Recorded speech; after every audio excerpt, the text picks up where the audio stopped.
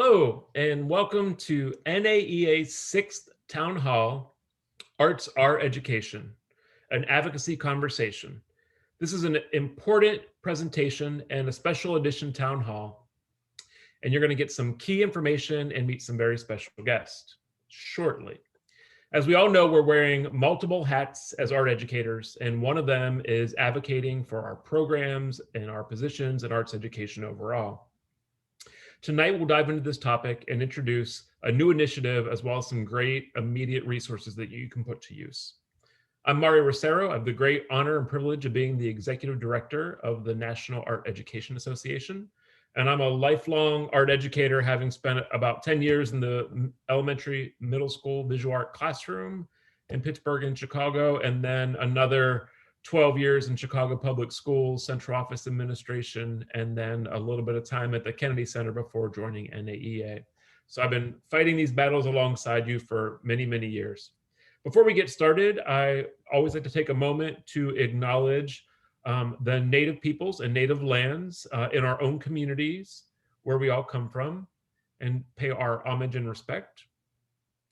And I also like to acknowledge everything that everyone has lived through, both ups and downs in this past year during the pandemic. And of course, as we know, February is Black History Month, but at NAEA, we celebrate inclusivity and embracing all of diversity and all of our members and students, and really work to be as inclusive and reflective as possible. So please join me in celebrating all of our folks. Okay. So a couple logistical things. Closed captioning is an option for everyone. You can find that under transcript at the bottom of your Zoom. So feel free to turn that on if that's helpful to you. And if you haven't joined a town hall before, we offer these town hall experiences as a means to meet members and art educators where they are right now in the current moment. There's a lot of resources and PDFs and documents and online resources.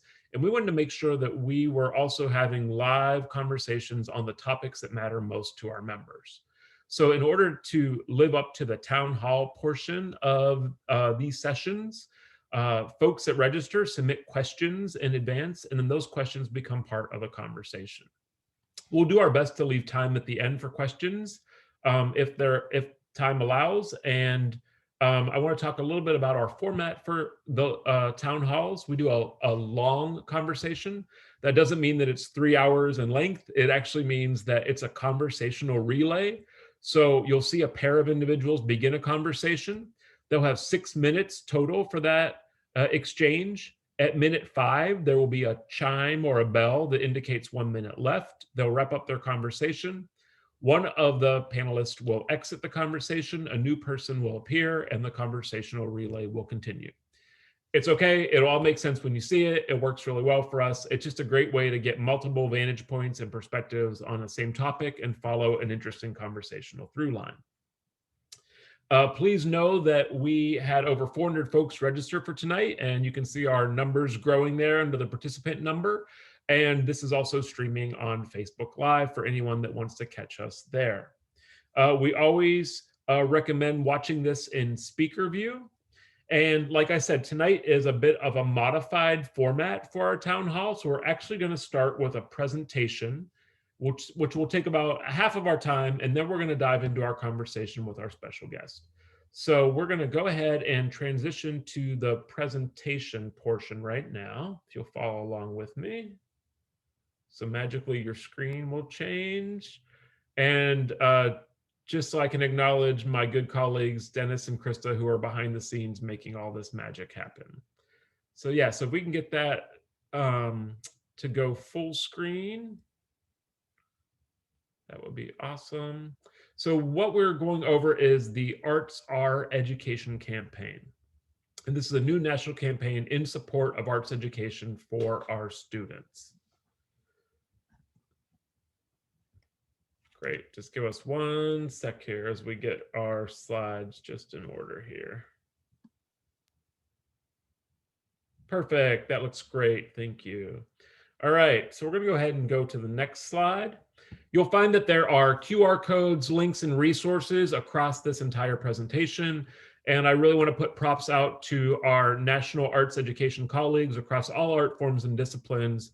And locally, it may be hard to see that we work really well together. And I really want to emphasize the collaboration that happens among all the art forms. But AEP, AATE, of course, us, the Educational Theater Association, the National Association for Music Education, National Dance Education Organization, CDAY, the State Education Agency Directors of Art Education, and of course, Young Audiences Arts for Learning. All these folks come together under the banner of National Coalition for Core Art Standards. So the most recent arts standards that were put out, this group really worked to champion and write and create and communicate. But also have joined forces for this campaign. So I appreciate my colleagues who helped to put these materials together. And so we're sharing across art forms and platforms. We can go to the next slide. So the first couple slides here just cover things that we know as art educators. So often when we're making the case for arts education, we say that we know, we prove that we know, we offer data and evidence that we know that arts education nurtures healthy, inclusive communities, and it's a space where multiple viewpoints are respected and welcomed. We promote cultural awareness and civil discourse and exchange. We support the social, emotional well-being of our students and our communities. And I think we all know that our arts studios create safe and welcoming spaces for our learners. And then we also provide multiple different pathways and outlets for creative voice and communication of ideas, especially in a time like now where we are really reflecting what's going on in the world around us.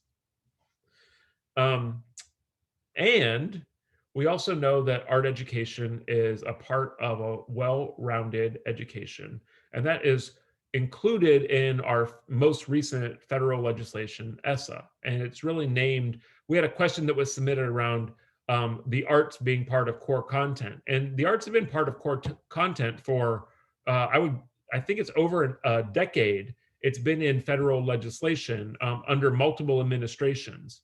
And I think the real question for us is, how do we make that policy live and breathe to ensure that the arts are thriving in every school across the country? Next slide.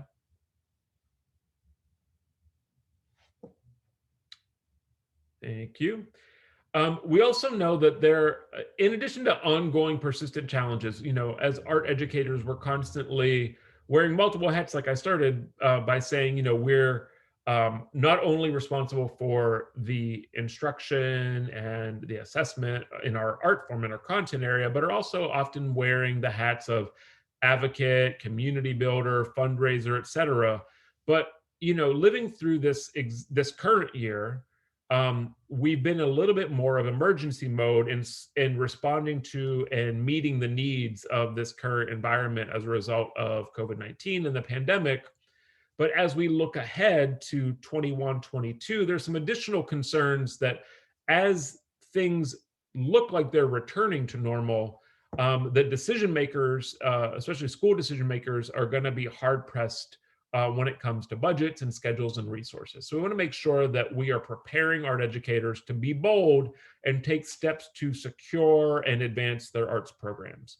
So we're thinking about budget gaps and budget shortfalls and budget priorities within school districts. We're considering where there might be a focus on remediation. We know that oftentimes in education, when there is a concern or a challenge or a problem, we tend to pull back as a whole and end up narrowing our focus on certain areas or trying to make up for gaps only in certain areas. We want to make sure that all content areas are respected and included. And then we also know that there's an additional caution for very safe in-person instruction across all art forms, but especially for visual arts where it's very hands-on, very materials heavy. How are we taking our learning from this year to making sure that for future years we have those things in place? And they all take resource. Next slide, please. And so the campaign has a core ask. What you're going to see are four components that really undergird and provide resource for you to meet this charge. So Arts, art education must remain central to a well-rounded education, clearly.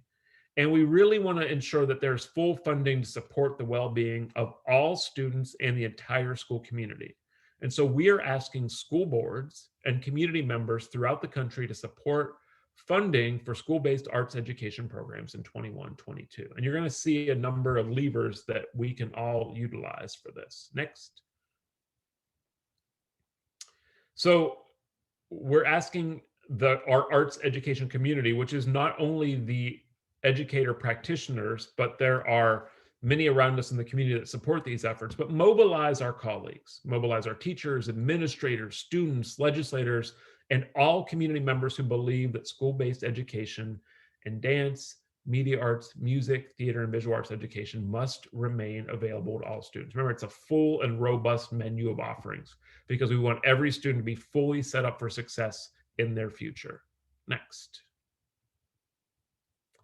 So here are the 4 strategies, and you're going to get separate slides for each of these tools as well as QR codes, but you can also go to the Our Education website to get all these tools as well. So the campaign has launched officially as of January 19th, and there are a series of these Tuesday town halls that are rolling out across each of the art forms and disciplines. There is a Arts, Our Education resolution for school boards to pass. There's a pledge, the resolution, a pledge for community members and organizations to take, letter to state representatives, and as well as Dear Art Educator and Dear School Board Member letters. And then all this is also organized around a virtual arts education Hill month in March with more details to come. Next. So we're going to take a look at each of the individual tools. So what you'll see here are slides and screenshots, but you can certainly go to the active website where these tools are immediately ready for your use. So the Arts, Our Education School Board Resolution, it has a whereas statement that all students have the right to arts education, and it lists the art forms and really promotes the certified art educators in partnership with community providers. Really tries to lay out a clear path for everyone's role. The next slide will show you on the right, what you're going to see is a screenshot of what the resolution looks like. And on the left is a QR code that is active right now. And I know that even though the font is tiny, what you can see is that this is something that you can fill in and it's downloadable. So you can tailor it to your community. And a little bit later in our conversation, we're going to talk about how you might vet and move a resolution forward in your school community or district. Next. And so another tool is the pledge. So this is built both for individuals as well as for organizations. My side note is if you are entering on the part of an organization, make sure you are the authorized authority to be able to sign that pledge on behalf of that organization. And this talks about the arts being a part of a balanced education and providing America's learners with crucial skills, knowledge in order to be their best future selves. Next slide. So similar format. On the right, you can see the pledge. Once again, it's downloadable. You can fill in the details. And you can do it for your individual self as well as for an organization or community, but make sure you have that authority. And then, of course, the QR code is on the left. Once again, all these tools are on the Arts, Our Education website as well. Next. I really love this state representative template letter because what it does is it allows you to put your address in and brings up and auto-populates your representative. So if we can go to the next slide, you can get a good look at this tool. So the middle section of this slide shows you what you encounter when you first sign on. You put in your name, first name, last name, phone, address, and then it automatically populates. You can edit this, but you can also use the pre-populated letter, and this will go directly to your representative. And with these kind of efforts, the symphony of voices, the cacophony of voices, the volume really matters. So the more of us that participate, the louder our message will be to those that advocate and make decisions on behalf of education overall. Okay, next slide. And then there are two letters. There's a Dear Art Educator letter, right, which communicates the same salient points. I think you're catching the drift. Next slide will just show you what this looks like. So it has, this letter is great because it has the live links to the pieces that we're talking about this evening. So it gives others access to this information and helps to further our case. And then the next slide is going to talk about the school board letter. So similarly, it really supports full funding for future years. So it's so important to get these, even if you're confident that your district knows this, it's so critical to get these messages out again and again and again. And I don't think it hurts to reiterate multiple times. And then this is a snapshot of what that letter looks like on the right. And again, the QR code on the left. Thank you so much. And then just to reiterate some of our talking points. So we're always talking about, like, what's your elevator pitch for art education, for arts education. So, schools and communities that recognize the value of arts education in 21-22 school year and beyond should ensure that arts education programs continue to be funded. Classes are offered across all arts disciplines and appropriately scheduled, not an afterthought. Oftentimes, I promote that the art educator is the one that takes the lead with the scheduling for the school, because we're the ones that typically know the majority of the student body. Curriculum and scheduling designed to address learning loss include the arts. This should not be a two-subject only endeavor. This should be inclusive of all content areas. And that arts educators continue to be employed and teach in the discipline for which they are trained, right? We are not to be filling in other gaps. We are happy to be part of the school community and chip in alongside everyone else chipping in, but not to the extent to which we're doing a higher percentage than everyone else. We need to be teaching in our art forms and disciplines. Next. Instructional resources that are critical to an arts program success should always be available. Once again, there are many ways to coalesce resources, to be crafty, to be willing to be flexible, but there does need to be a commitment to resource. Professional development for arts educators should be appropriate and comparable to that of other subject areas. Of course, facilities should be built and furnished for arts-based activities used for that purpose. I know I've worked across art forms for many years. The cafegimatorium is a tough space, but if you're someone who's in those conversations around spaces, the unique needs of the arts should designate the unique spaces that we require in order to be able to do the full curriculum and teach across each of the genres within our arts discipline. And then arts educator evaluation done in the larger context of professional development and mindful of the new norms of practice adopted under the pandemic, but also that the educator evaluations are translating the look-fors in general ed classrooms to the specific look-fors in visual art educator classrooms. Thank you. Next slide. And then what can you do now to encourage other organizations and individuals? Embrace the campaign, share the links. Once this town hall is finished, there'll be a recording that's published live on our NAEA town hall website. You can share that page link and the Facebook Live link. Attend school board meetings. Be an active participant in school board meetings. You need to have an arts champion. If that's you, great. If it's someone in your community or a parent, even better. Speak with school leaders in your district about the power of arts education. Communicate your successes so the campaign website has a space to share your stories, basically. And so once again, building on that cacophony of voices is really critical. Visit the website often for resources and updates, and we'll make sure that NAEA has that as well. And then there's also a space to support the campaign financially through the website portal. Okay. What you can see is this is sort of where we are with the schedule. Right before us this evening was Media Arts, Visual Arts right now, Town Hall for Music on the 23rd, and then the Capitol Hill piece March 2nd. Thank you. All right, so we know we gave you lots of information, And so now we're going to move into a conversation. So I'm going to welcome our guest tonight to turn their video on. So I feel really fortunate to be in the company of these two experts. So we're going to begin our conversation and we're going to unpack some of the pieces that we talked through tonight, but also some other pieces. So it's really my great pleasure to welcome our first guest, Lorinda Rice. So Lorinda is our current Division Director for Supervision and Administration on the NAEA board. And she's also the Visual Art Curriculum Specialist for Lincoln Public Schools in Lincoln, Nebraska. Lorinda, so good to see you. Thank you for joining us tonight. Thank you, Mario. It's a pleasure to be here, and I'm so excited that you invited me to join you. This is a really important topic that we're having right now in a challenging time. Absolutely. And I know that it's top of mind for all of us. So we're going to jump right in. And before we get to the specific member questions, I just wanted to hear from you.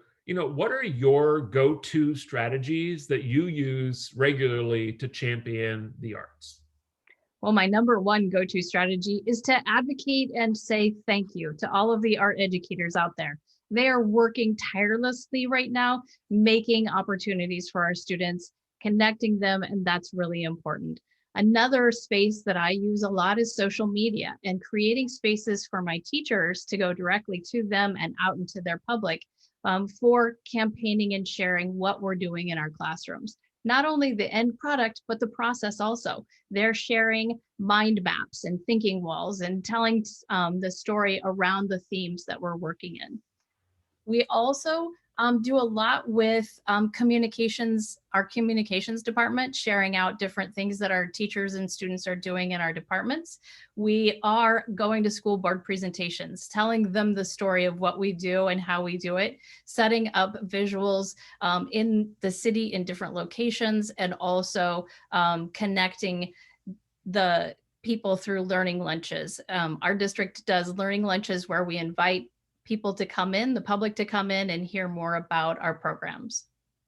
I love that idea. And I'm hearing themes of storytelling, relationship building, community building, which are all things that, we know that many art educators do, but, we always encourage folks to, step outside your classroom and build those bridges.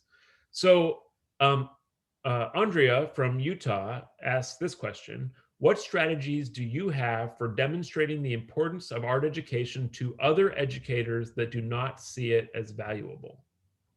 That's a tough question, and it's been one that we've fought for a long time. As a practicing art teacher for over 20 years, one of the biggest things that I would say is that we need to help showcase what are the intellectual skills that are going on in our classrooms.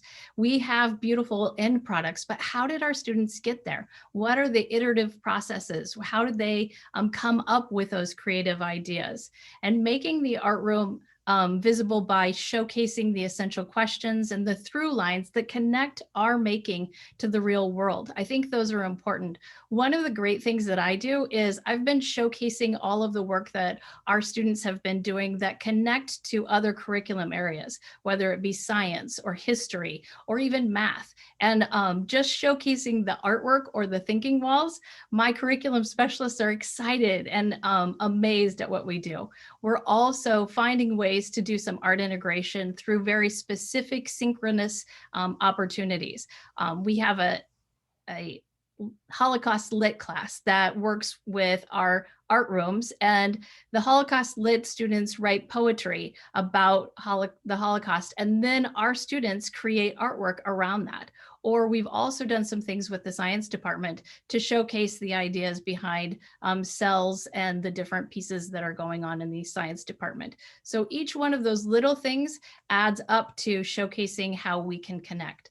A big thing right now is also using our students as researchers and letting them know that we're not the expert in the room, but someone else in the school might be. Maybe they need to go talk to a science teacher, a math teacher, the principal, to find out more information about the topic that they're learning about, and then bring that back to the art room. That little question to someone outside the room really opens the eyes to what's going on in the art room.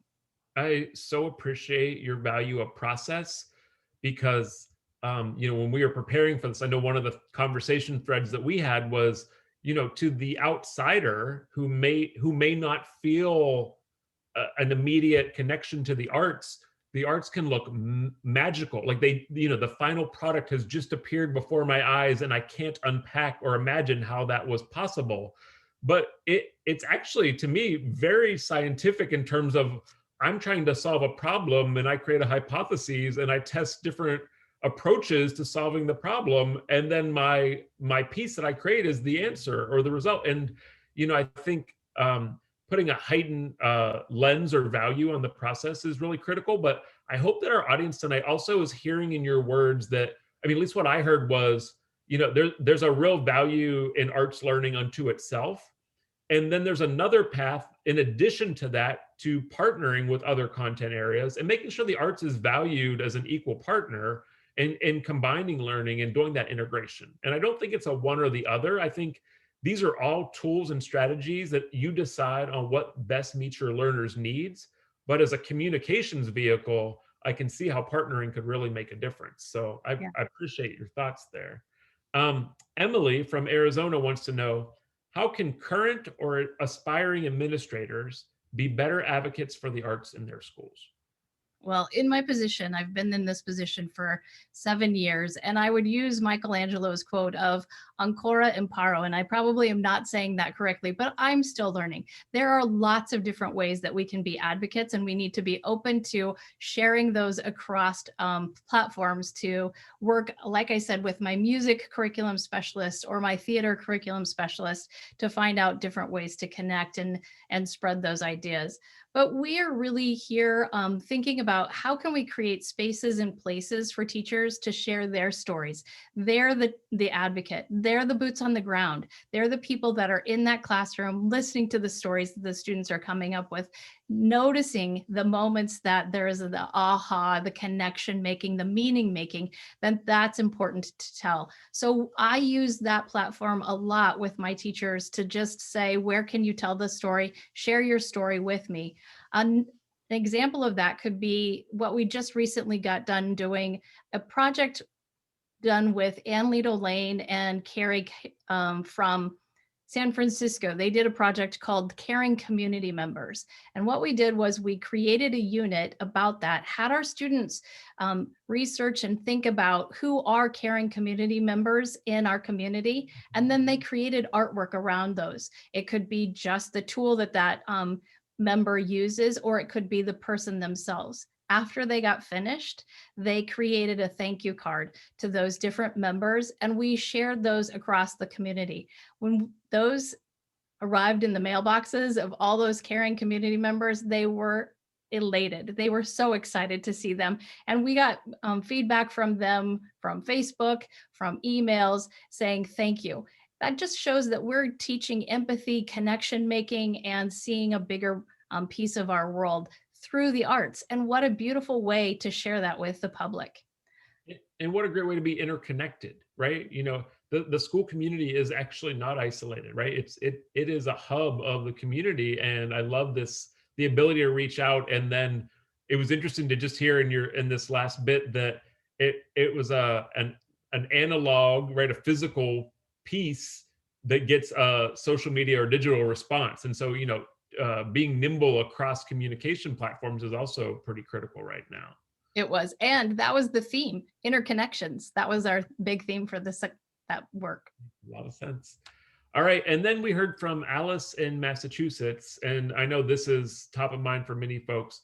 What are possible ways to influence school budgets to build and maintain art programs during and after the time of COVID? Yeah. That's a really big question and very challenging. One of the things that I think that we need to think about is the resources that our education has available. Having a budget, knowing what your budget is and being able to be nimble with that budget, knowing what is the need for right now, and maybe how you might implement some of those other things later on. I'm also an advocate of being a team player. We're all going to have to make some cuts and sacrifices, but how can we do it together so that there's the least amount cut from everyone? So I can be a little bit nimble this year and figure out ways that we've been able to be creative. And we're using recyclable products to help our students see the different ways that they can create. There's amazing artists out there that have been creating with reusable products over time. And why not showcase that in a way that says, you know what, here's one way that we can work with you and save some money for the many expensive supplies that we have, but also allow our students to see contemporary artists using those same products. Artists like Nick Cave and Cyrus Kirabu and El Anatazu. Those are really important artists to showcase, to say, where can we come up with new ideas and what could we use instead? I love this. I love the idea of like the flexible mindset, being a team player. But as you and I've talked, it's also about um, maybe not asking for absolute permission in terms of a budget question that's only a yes or no answer, but maybe it's about presenting degrees of budget options that support your art needs, right? Yes. So I'm going into the budget conversation with a small, medium, and large size ask so that I have some negotiating room. But if I go in with only one number, then it's really easy to be like, no, that's not possible. But it's like, how do you go in from a negotiating standpoint to make sure you're setting yourself up for success? Yes. So our time is coming close to an end here, but we always like to end each of the pairing of conversations by asking this question, which is, Lorinda, what are your tips for self-care right now? Well, I love to go walking with my neighbor and friend, but with the frigid temperatures of -25, we've been coming up with really creative ways to make our connection happen, have that meaning making moment. We're using our phones, our earbuds, and getting on the treadmills at the same time and having our conversation while we're walking inside. Look, there's always a way, and I think that goes with your theme of interconnection, right? Like it's That's right. still happening. So hey, I really appreciate this conversation with you. Thank you. Thank you, Mario. All right. I'm pleased to welcome Tara Trinity Villano, the founding program director of Arts Integration and Culture, Carlos Rosario International Public Charter School, Washington, D.C., the ancestral lands of the Anacostans. I believe I'm saying that right, Trinity. You're going to correct me if I need it. Thank you. And she is our newly elected incoming NAEA Supervision and Administration Director-elect. So Trinity, welcome and thank you for joining us today. Thank you so much. So I've been trying to toggle back and forth between the chat, and I tried to take note of who is joining us here from all the locations in the US and around the world. So I'm going to try and do this. So good evening, buenas noches, bonsoir, talofa, I saw a Samo in there, boa noite from Brazil, and I just want to say I see you all. So I'm really looking forward to learning and working soon at the national level with both of you and others. I'm thrilled for this new campaign, and it's definitely something we've all lived and breathed in various ways. So, and also hi to my fellow Team East people and my cellmates. So I'm looking forward to NAEA convention this year as well. So thanks so much, Lorena, for the intro. Awesome, Trinity. I'm so glad that you did that. That is a fabulous thing. So Trinity, why don't you get started with the same question that Mario gave me? What are some of your go-to strategies for championing the arts in your community? So I want to elevate your previous response for maximizing social media. I do want to say, I know we are on a spectrum of learners, so not everybody's totally into social media. So I will say that if you're not on it, try to join at least one platform. And I'm thinking for arts educators like Instagram or Pinterest. Those are very visual platforms. I think are great to start with. I love using social media because I like to share information to folks who need differentiated learning, right? So I'm a pretty deep thinker. I love methodologies and mindsets, but I could lose people. So I try to post digestible memes, yes, memes, articles sometimes that are maybe like a 2 or 3 minute medium read. Sometimes just a funny photo or a really cool artsy photo with a very easy catchphrase. Those are all things that really engage people in very different levels. And then on top of that, I love to have a great relationship with my communication teams. Make them your friends. So showcasing how your students are impacting their communities as we tie it into the classroom. So this could be on the local level, in the classroom level, in school. How is it impacting the school community? I think specifically to a time where we had some students who were bringing Black and Brown communities together here in DC, and we're painting murals all over the city. And this was something great for social media and really caught a lot of people's eyes. So try to think of where students are really excelling and using their public voice, and you can showcase that too on social media. Something else too is I love getting out of my own bubble. I know we all tend to tribalize and go to people who are like-minded, and we want to talk about art to people who get it. But if you seek non-like-minded folks around, your school community, around the country, around your own town or your city, and you really will surprise yourself of seeing what is needed. And it's also great practice before you talk to your school leaders who may not understand arts totally. You have to come from a place of compassion. So you learn how to bridge those gaps. So I really love to get out of my bubble as well. Trinity, that's really a great way for us to think about it. Always staying inside of our bubble and not stretching ourselves is one of the things that might be a pitfall in advocacy. And so really giving yourself an opportunity to grow, even little increments at a time. Wonderful ideas. Thank you. So let's go into some questions from some of our members. Linda in Oregon is asking, what are strategies to engage educators? Many ask, who is doing that for them and don't realize that they need to do the work? So many things come to mind, and I think I'm going to share a little on two. So first, just like we want to model teaching, or, as we are all educators and we're in this together, we have to model how we engage different educators too. So like I said earlier, differentiation, it still applies in this, even with our educators. And second, we really must start to think with self-direction, right? Not always what everybody else is doing for you, but how are you going to advocate for yourself? I understand, especially during this, I keep calling it a panorama because it's hilarious, with all these fun little words that they have now, right? But during this pandemic, I know that it seems really tiring too. And self-care is definitely really important. But you have to find your own voice, right? What do you love so much about the arts? Think, what can I do to further push this? How can I advocate in a way to reach my own circles? So leadership is not hierarchical. Leadership is transformational. So we're all leaders at all different levels. So I just kind of want to put those little nuggets out. Oh, beautiful.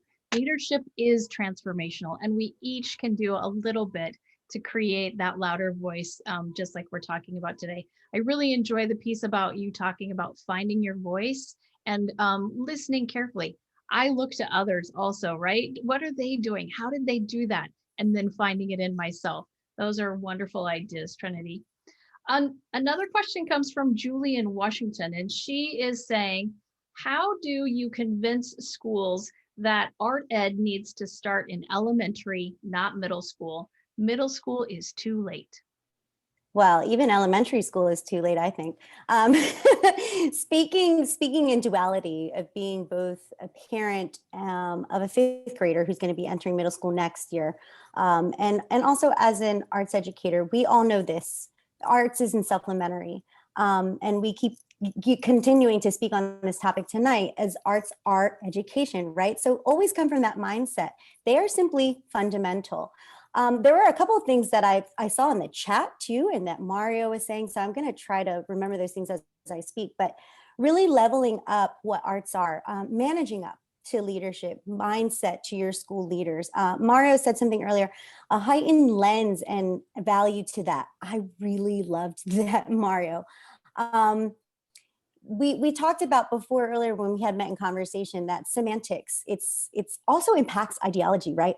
So a lot of times folks tend to use the word, especially in elementary education, play, like play for learning.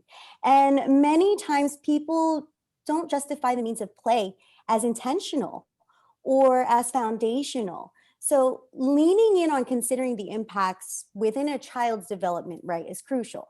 But you have to use a language, like create a language to really acknowledge its importance. Sometimes just saying, we need this is not going to be enough, right? And school leaders, as you mentioned earlier, Lorinda, they have competing priorities. So you got to state your case, right? So a lot of times what I've done and what I've seen other people do is you show them data. You show them data on when learners have art starting at an early age, and leaders love concrete data, right? And I work personally with the immigrant community, and I have seen the impact on creativity within adults now where countries lack simple arts education. So I have seen the repercussions of why it is so important to have it in a child's foundational learning. Championing for a professional within these spaces is also something to remember when you are convincing schools, right, to start earlier, along with designated spaces. I literally laughed out loud with Mario earlier. He called it a kappa gymatorium. I was like, oh my God, that's hysterical. But it's so true, right? And these things are meaningful. When you're stating your case, you have to state what you need too. You got to know what to ask for. Numbers speak volumes as well. So sometimes if you're just the only lone soul going, nobody's going to listen to you because they can easily brush that under the rug. You have to go in groups. So you have to advocate this to make your better cases. And I wanted to point out two things that people said in the chat that I think everybody should see. So Jason Blair stated, focus on the thinking dispositions inherent in thinking like an artist. These dispositions are essential to success in school, career, and life in general. Thinking like an artist is what challenges the status quo and propels our society forward. So powerful. Arts really is in everything, right? And we have to know that language. And then Annette Pandy also wrote, art is a language to communication. So I'm leaving those two little tidbits with you because those are from you all in the chat. So Yeah. Wanted to elevate those statements. Great audience participation tonight. They're doing an amazing job of sharing wonderful ideas. I really love the way that you're talking about know your why, right? How is that going to tell the story, and how can you use data, which is sometimes a hard thing for us as art educators, but as we look at the visual world that we live in, that is a why. How are we helping prepare our students for the visual literacy of tomorrow and today? Excellent ideas. Thank you. Dusty from Alabama has a question. How do we as art educators help grow programs within our small rural school systems? So I love this question because this question, even though it is definitely pointed to rural school systems, this could be for any school system that doesn't believe that arts is really important, right? So always ask yourself the question, at least this is what I've done in my personal experience, is where is the need, right? And why? Why do I ask that question? Because art, it can always fill in that gap. So if you think down to the core, is the need in transferable skills? Is the need in higher order thinking? Is it in critical reasoning skills? Is it in math scores? Is it a differentiated learning need? I'm going to tell you, and you all know this, arts is the answer, right? So for me, there has always been a push for integration of the arts. So find that integrated approach. Is this something that you're trying to grow, right? And integrated approach is great. You have to develop and conceptualize in arts. Envision what you want. I did this. I also want to point back something that was mentioned earlier, but you know, finding impacting and meaningful partnerships on the local level are really, really important too. We keep talking about teams and being together and having numbers and, you know, partnerships. That's really, you need a community, right? You can't do this by yourself. So a lot of times when you're starting a program from scratch, or it's something in a rural community, what's your local library doing? Or, you know, what's your local museum doing? How can I get that involved? How can we organize field trips for our students and try to be creative, because we all are, we all have it. So dig in and figure out what are the creative approaches that you can take more in an integrated learning. And then of course, always, how can the arts create powerful stories? And how can we use the arts to create connections? Very wonderful, Trinity. Partnerships are big, and we need to look outside of the school as well as inside of the school for those. There's a lot of community members that can really support the arts programs, especially in those smaller districts that you may not know, but by going out and having some exhibits, we may find them as they see what's going on. So visualizing what you want and then going out and capturing it. Wonderful. So our closing question in all of these town halls has always been, what are your tips for self-care and what are you doing for yourself, Trinity? Okay. I think about this question every day. So it evolves sometimes, but today I'll say this. As a woman of color, as a woman of the global majority, I got to take care of myself. So I see you out there if you're like me, and I got to set boundaries. So I say no to something, I'm saying yes to me. I love to think like that now. Someone told me this today. Rest is part of the resistance, and I am honoring myself. And I loved that. So I also want to add that I have a structure to my days of how I bookend them. So I always begin and I end with meditation. That has really, really helped me. And of course, I make art with my son. So recently I've been delving into resin. So if y'all know resin, please put stuff in the chat because I'm totally digging it in my DIY Pinterest stuff. So those are the ways that I do it. I love that you have a ritual and that you're beginning your day and ending your day with specific things to remind yourself of who you are and taking care of yourself, and that you're making art. That is fabulous. Thank you, Trinity. It's such a pleasure to have you on the team, and we are excited to see where you take us in the future. Thank you so much for those kind words. And I'm also excited just to see how we as a collective move forward. I think it's so important as we continue to talk about being together and stronger as a team. I'm so looking forward of this, this campaign. So thanks so much. You're welcome.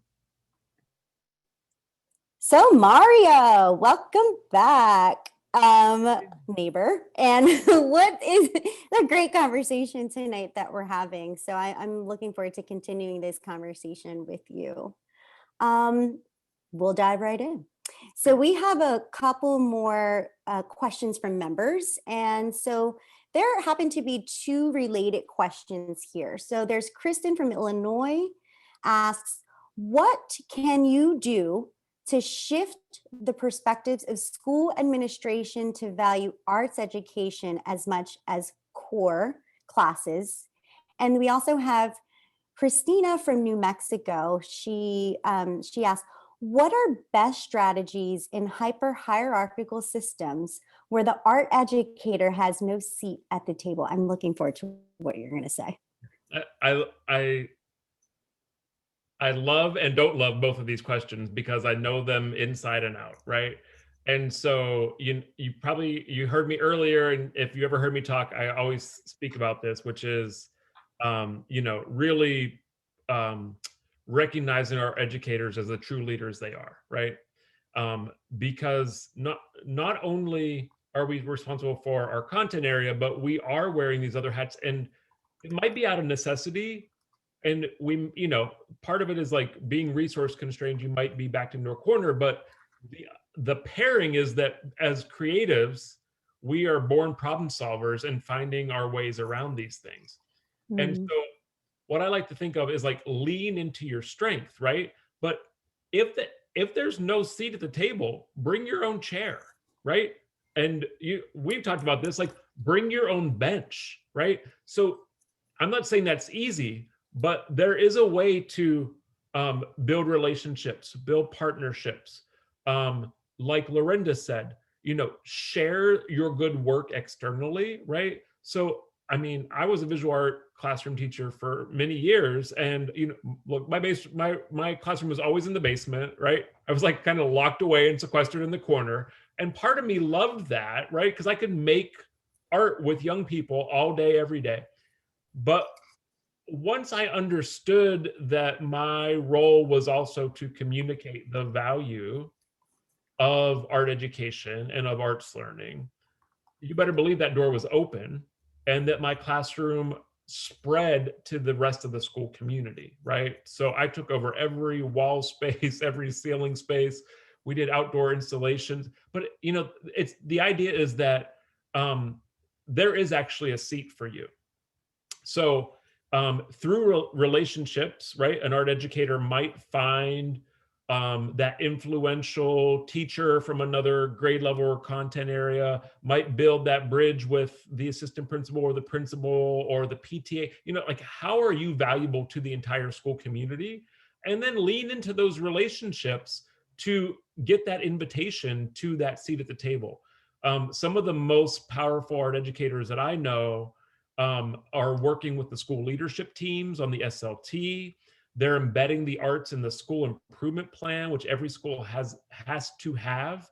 And like I said, it's like art educators know the whole school community. They know students developmentally from year to year to year. They know families, siblings, cousins, parents. I mean, we are so interconnected that I can't believe that, when we're not seen as vital and valuable, it's sort of like, let's help take the blinders off to show, once again, there's that word, interconnectedness. So once again, bring your own chair to the table. Or bring your own bench, right? I love that so much. I really loved taking away from that. We are born problem solvers. And I think everyone just needs to hear that more often. I've always said, I love problems. I always tell my team, I love problems because that means there's multiple solutions. So always spinning things right into the positive. I love how you're like, I just took over the school. I loved it. So Charmaine from Mississippi, I'm hoping I'm pronouncing her name correctly, has also asked, hello, I am a recently retired university art teacher. I so want to hear how retirees can be involved in this initiative. Well, I think about art education as a continuum, and we all need each other for the continuum to successfully function, right? So whether I'm the learner in the classroom, or I'm pre-service, or I'm a K-12, higher ed, I'm in the museum, I'm in the community, like all these different roles that we play. The critical role for retirees is that they've got the wisdom and the experience. And what a great opportunity to mentor incoming or even current art educators to say, here's a few valuable lessons I've learned.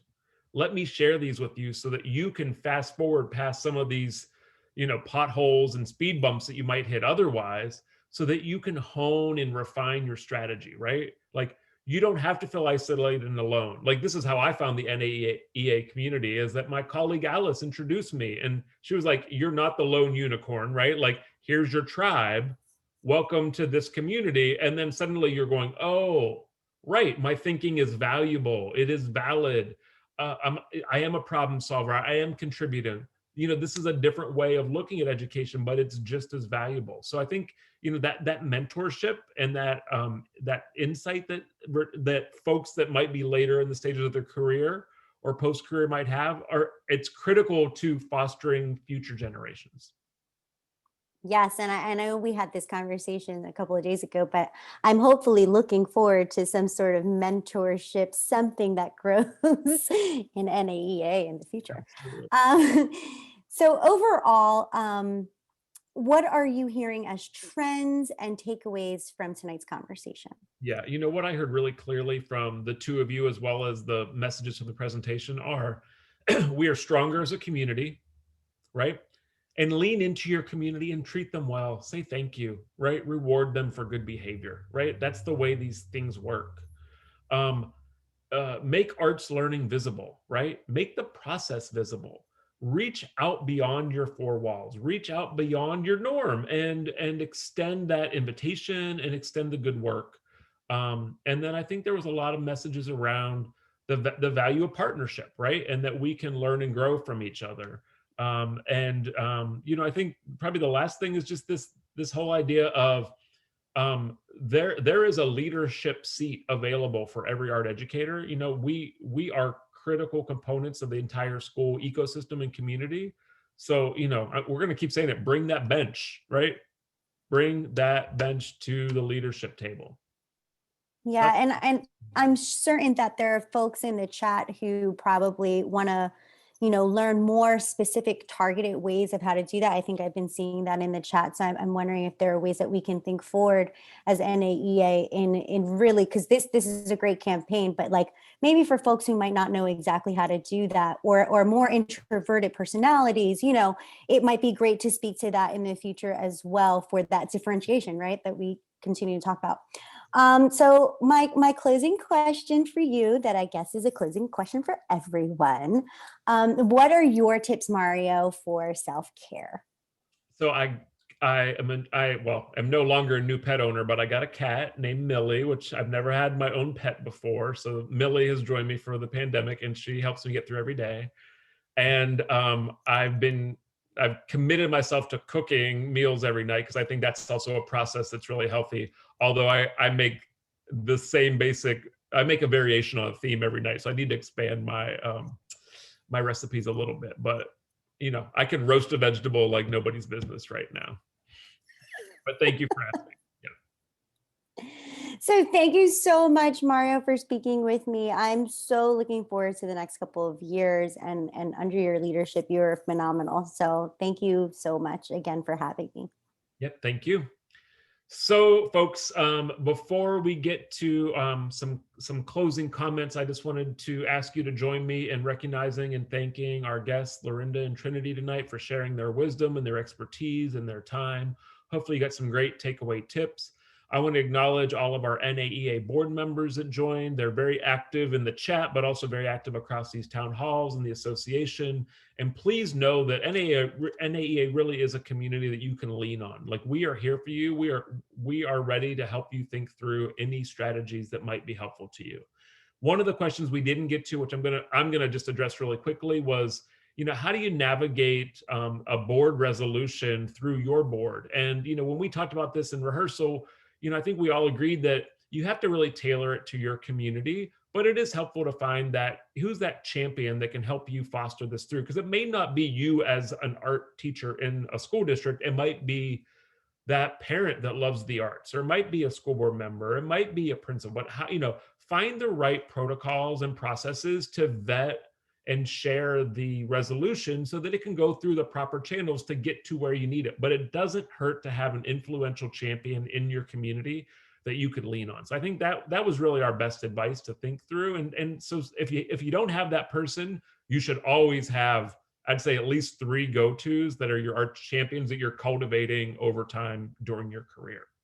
So in closing, we're going to just go over a few slides here. So all of these resources for Arts Our Education, once again, are available on this website that you see right here, artsoureducation.org. It will be updated regularly, but all those tools are downloadable, fillable, and ready to go for you. So please take advantage of those. And then just a few big picture things. You can see this, you might want to take a screenshot. This is a way to look at the national to the local arts ed ecosystem. So if you like circles, look to the left. If you like rectangles, look to the right. But it basically talks about, really from a national perspective or federal, we're all focused on what's best for learners. That's really what the efforts are about. And then it works learners back up. And so it's this like constantly moving cycle, but you can see that there are a lot of key players. So if you don't know this resource, Americans for Arts has this great field guide. I would recommend that you know that you should have this resource in your back pocket. The next slide is also a similar resource, which is a Venn diagram that shows the unique role that everyone plays in the arts education community. And so it talks about the unique role of our certified art educators, of our classroom teachers, of our community partners, and how those roles overlap and all benefit students. And so this can be really helpful. This was created by the National Arts Organizations back in 2013. I use it all the time. So you can see the link at the bottom there, or the reference. Next slide. And then NAEA has a great advocacy toolkit. I mention these tools not as an advertisement, but because sometimes folks don't know that all these tools exist. So I bet that the issue that you care about is in this toolkit. So please scan the QR code, visit the website. These things are all available to you. We also have a series of open letters that are on this advocacy pathway, which are right now, these were created in this past year. They make the case to school decision makers for arts programs, to colleges, universities for pre-service and higher ed art and art education programs, to museums, but also there's a really powerful piece on Black Lives Matter and how to integrate equity, diversity, inclusion into the arts education classroom. And then we also, there was a lot of chat or a lot of comments in the chat on data. And so we do have a series of position statements and white papers that address nearly every relevant topic in art education, but we also have a tremendous amount of resources and publications and studies that have both the tangible numbers and data that folks, some decision makers want to see, as well as the data that tugs on your heartstrings. And usually you need both, that qualitative and quantitative. Next. Great. Thank you. Next. This is a downloadable. So we created a downloadable tool that has advice for, it says like, I'm looking for this. I want to advocate for this. This is my audience. It has the links to the tools that you need. So we wanted to make sure we left you with something that's immediately ready to go. So that's this tool right here. Our webinar coming up tomorrow is on collaboration. Seems in alignment with our conversation this evening. Next slide. Our remote learning toolkit brings immediate tools to the hands of those that need it the most, with not just curated resources, but specially created tip sheets to meet you where you are right now. So these are all available in our Getting Started with ED&I tip sheet is chock full of links and resources that are immediately available, because that really goes hand in hand with this work. And as we wrap up here, I offer my personal invitation to everyone to join our first ever virtual national convention coming up here at the beginning of March. It is the most affordable deal going, because not only do you get access to the live 4-day convention with 400 plus workshops and presentations with keynotes like Carrie Mae Weems and Mo Willems and author Jason Reynolds, as well as a specially created performance by Second City, but you also get access to this content for 6 months. So it's like literally professional development for life. So I highly recommend that folks register and join us, because it's really going to be a special time and you're going to feel your community. So we're very excited about that. And I think we're about wrapped up. I might have one more slide. Yes, we still have, look, this is a community we care about. Clearly, we're all connected. But if you join right now, you can get a subscription for free to School Arts Magazine, which we know supports our practice. I still have every issue that I ever received. So it's in my library and a trusted resource. All right, friends, we so appreciate everyone joining this evening. And I think we're going to close out here. There we go. Thanks again so much to everyone that joined, and to my